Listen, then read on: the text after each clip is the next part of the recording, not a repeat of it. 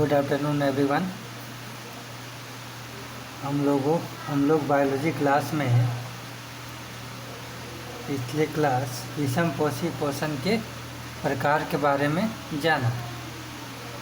अब आज की क्लास में हम लोग विषम पोषी के प्रत्येक प्रकार की चर्चा करेंगे एवं उसको जानेंगे कि विषम पोषी पोषण के ये प्रकार किस प्रकार के पोषण करते हैं।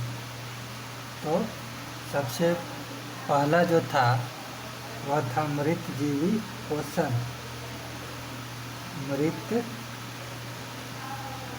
जीवी पोषण।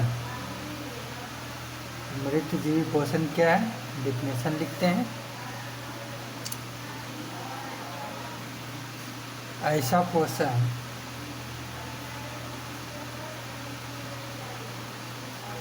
जिसमें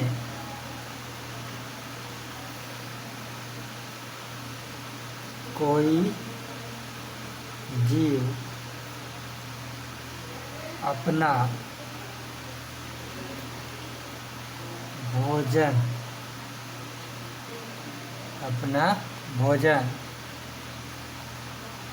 मृत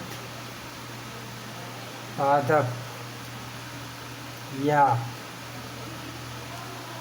जंतुओं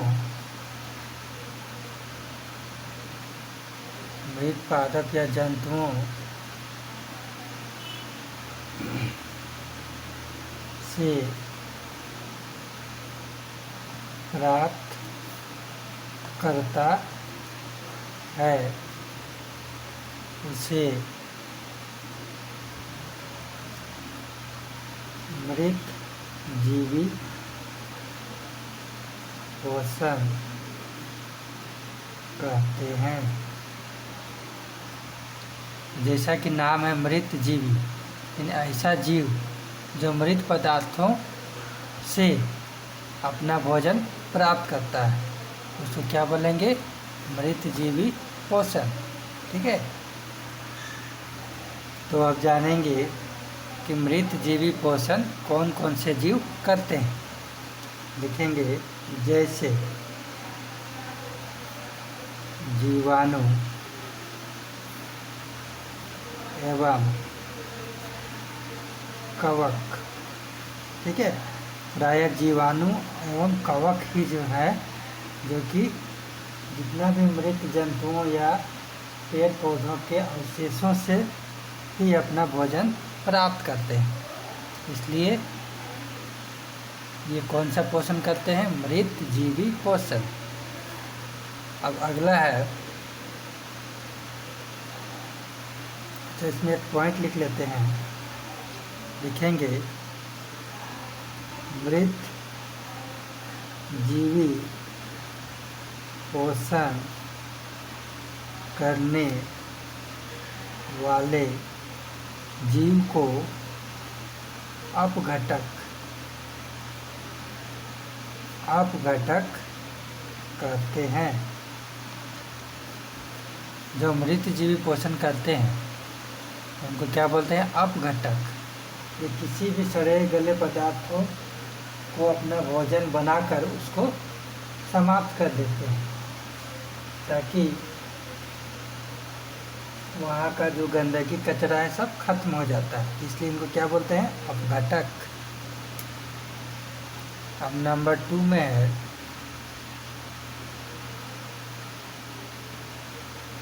परजीवी पोषण।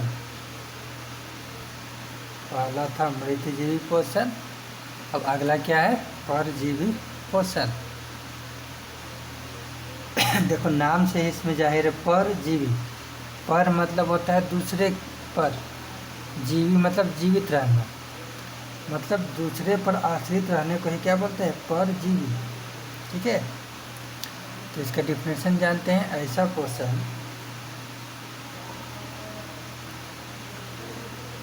पोषण जिसमें जीव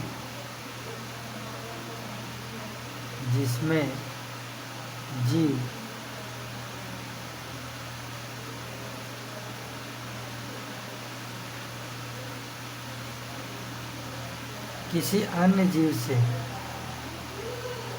किसी अन्य जीव से अपना भोजन एवं आवास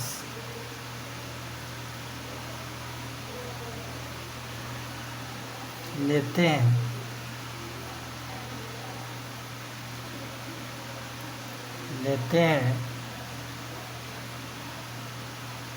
तथा उन्हीं के पोषण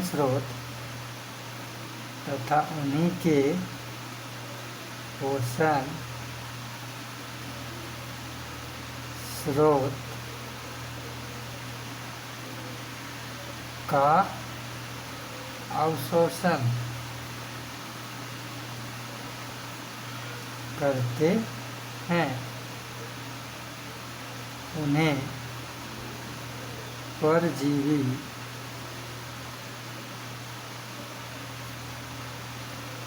पोषण उसे परजीवी पोषण कहते हैं। जैसे परजीवी पोषण करने वाले बहुत सारे जीव हैं, जैसे कि एंट, अमीबा है, उसके बाद है प्लाज्मोडियम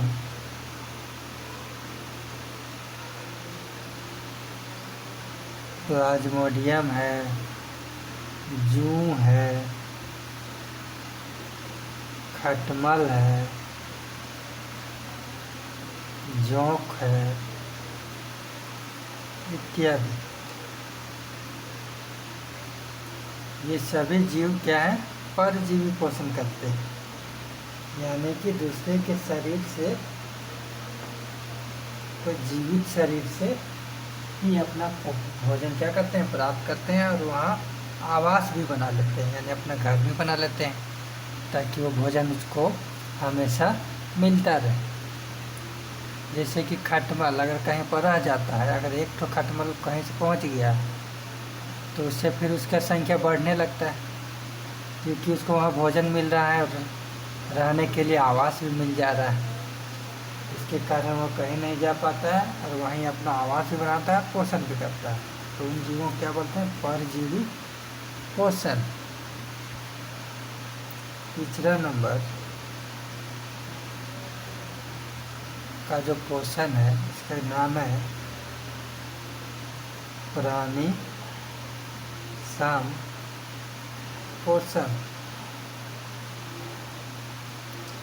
प्राणी संपोषण क्या है?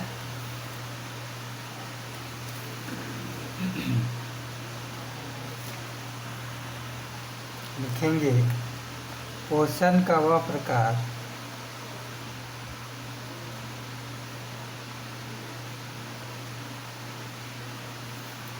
जिसमें जीव अपना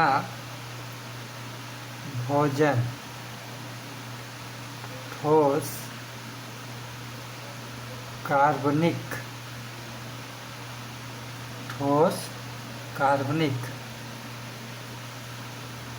पदार्थों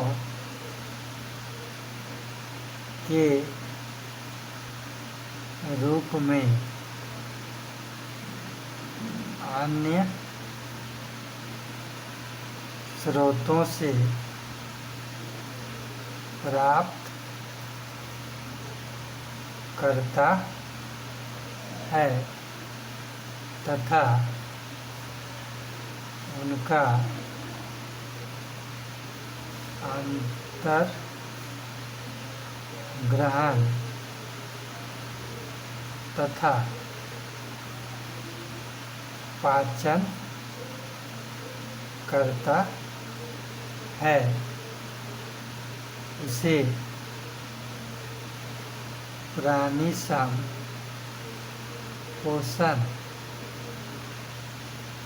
करते हैं।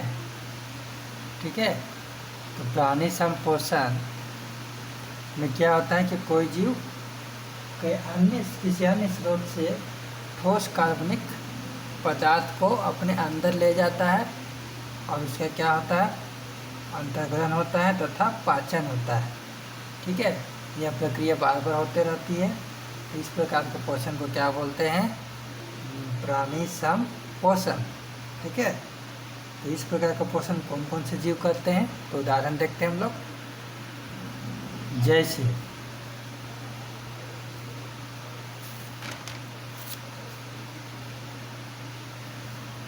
हो गया हम लोग यानी मनुष्य,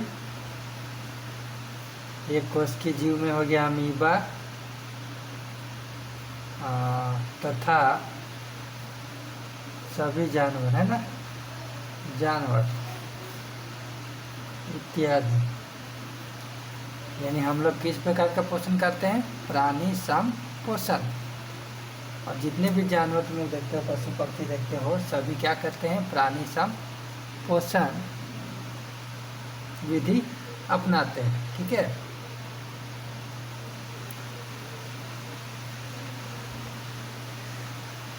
अब हम लोग जानेंगे कि प्राणी संपोषण जो होता है वो पोषण करने का वो तरीका क्या है, उस पोषण में कौन कौन से चरण शामिल होते हैं जिसके कारण पूरी प्रक्रिया होती है पोषण की। ठीक है, अगला हेडिंग लिखेंगे हम लोग,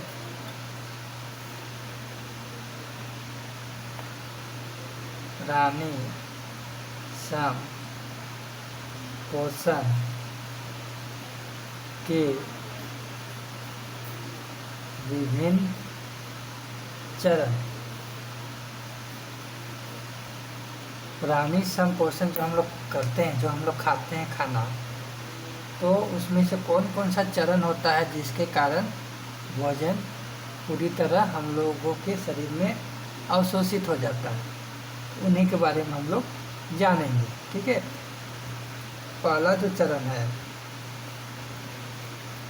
पहला चरण का नाम है अंतर्ग्रहण।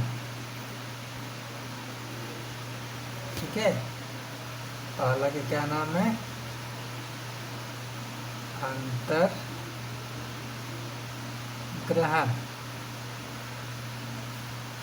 तो इंग्लिश में बोलते हैं इंजेक्शन।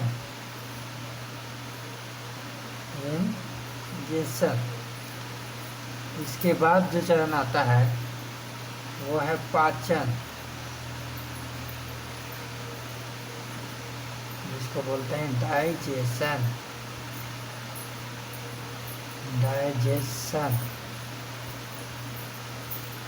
पाचन के बाद जो चरण आता है उसको बोलते हैं अवशोषण। इसको बोलते हैं एब्जॉर्प्शन।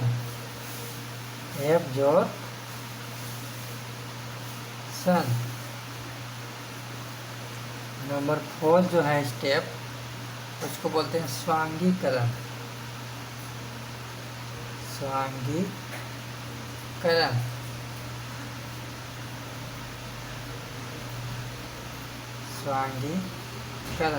ठीक है, इसको बोलते हैं इंग्लिश में एसिमिलेशन।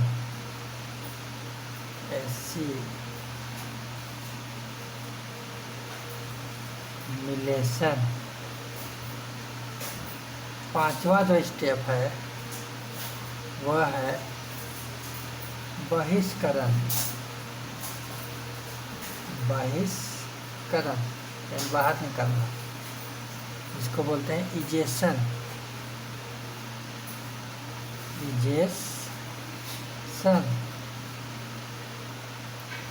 तो जो प्राणी संपोषण होता है, पोषण विधि, इस विधि में 1, 2, 3, 4, 5 चरण होते हैं।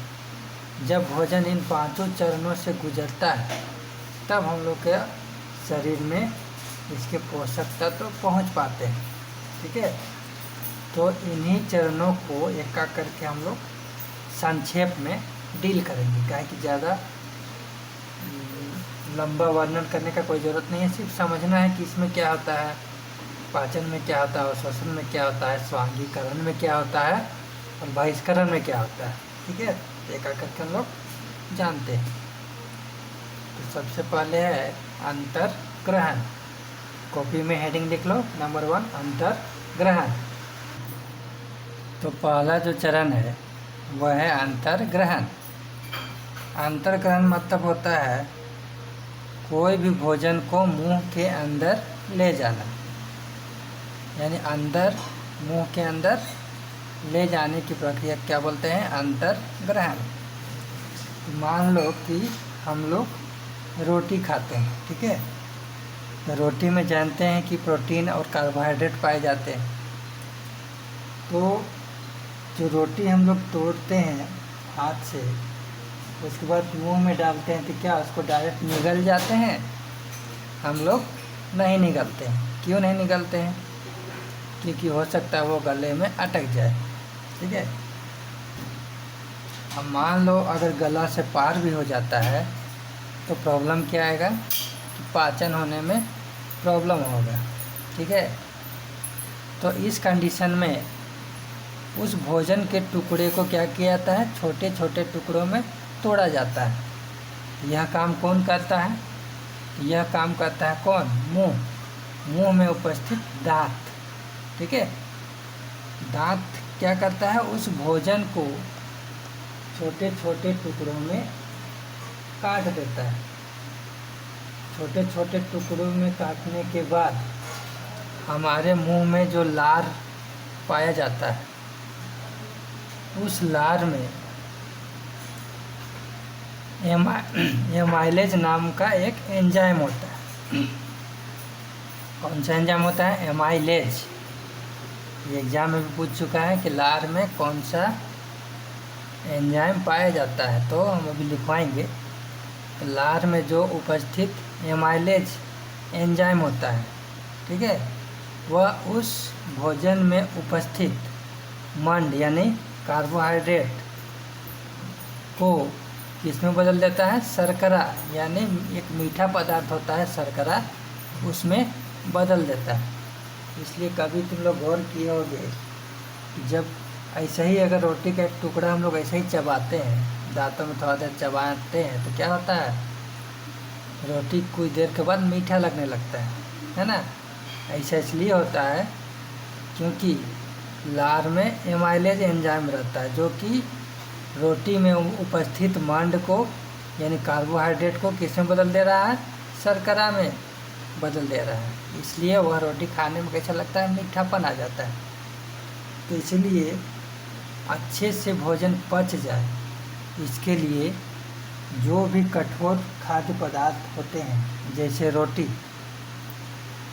इनको अच्छे से दांतों में चबाना चाहिए, उसके बाद ही उसको अंदर निगलना चाहिए।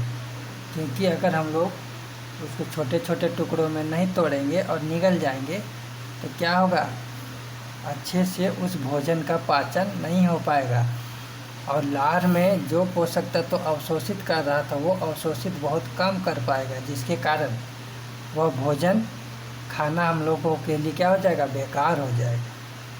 इसलिए बोला जाता है कि भोजन को चबा चबा कर आराम से खाना चाहिए। ठीक है, तो जो चीज़ अभी हम बताएं वह चीज़ हम लोग लिखते हैं, कुछ शॉर्ट में लिखेंगे। भोजन को शरीर के अंदर नहीं, गलती हो गया, भोजन को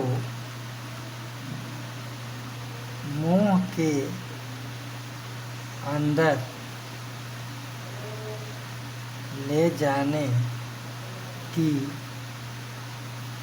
प्रक्रिया को अंतर्ग्रहण कहते हैं। ठीक है, तो मुंह के अंदर जो हम लोग ले जाते हैं भोजन को, उस प्रक्रिया क्या बोलते हैं? अंतर्ग्रहण। तो अब अंतर्ग्रहण प्रक्रिया में होता है क्या है, जो अभी हम बताएं वही चीज़ लिखेंगे। भोजन को दांतों के द्वारा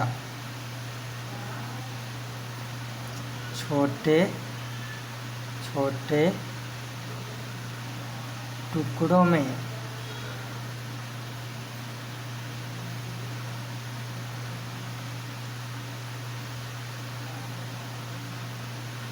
परिवर्तित कर लिया जाता है,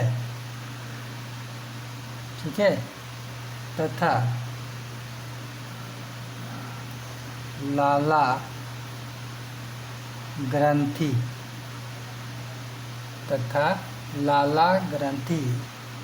से लार का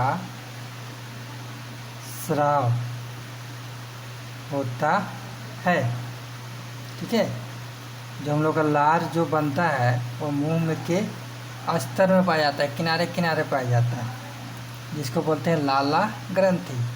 लाला ग्रंथि से ही किसका स्राव होता है, यानी कौन चीज़ निकलता है, लार निकलता है। तो एग्जाम में ये भी पूछ सकता है कि लार किस ग्रंथि से निकलता है, तो आंसर क्या होगा, लाला ग्रंथि, ठीक है। अच्छा, इसका आगे क्या लिखेंगे, लार में उपस्थित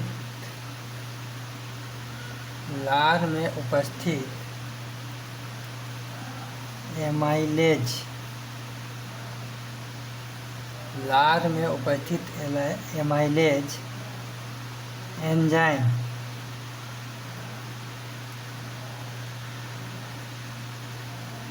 उस भोजन में उपस्थित मंड को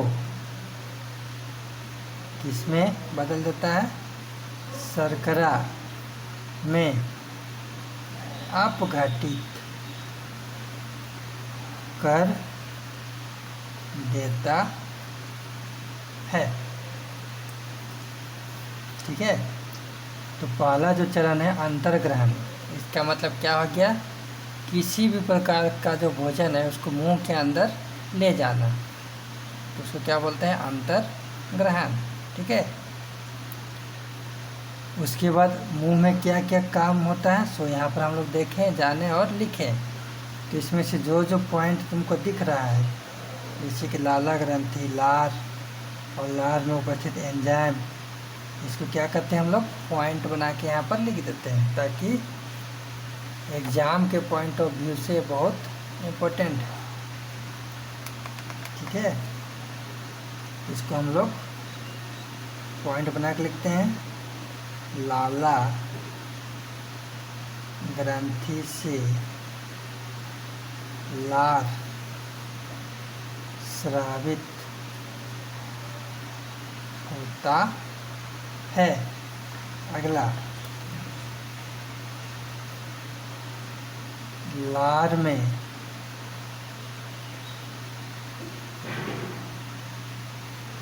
एमाइलेज एंजाइम पाए जाते हैं, ठीक है। ये दोनों जो है VBL, इसको हमेशा याद रखना है कि लाला ग्रंथि से लार निकलता है, और लार में कौन सा एंजाइम पाया जाता है, एमाइलेज एंजाइम पाया जाता है, ठीक है। तो आज हम लोग यहीं तक क्लास को रहने देते हैं। हमको लगता है कि बहुत कुछ सीखे होंगे। अंतर्ग्रहण के बारे में जो चीज़ भी बताएं, इसको अच्छा से दिमाग में रखना है, क्योंकि हम ही लोग के पोषण के बारे में बताया जा रहा है कि हम लोग पोषण कैसे करते हैं। तो पहला चरण आज हम लोग पढ़ लिए अंतर्ग्रहण। आगे बाकी का चरण हम लोग अगले क्लास में करेंगे। ठीक है, जो भी चीज़ें लिखवाएं उसको क्या करना, तुम लोग याद कर लेना।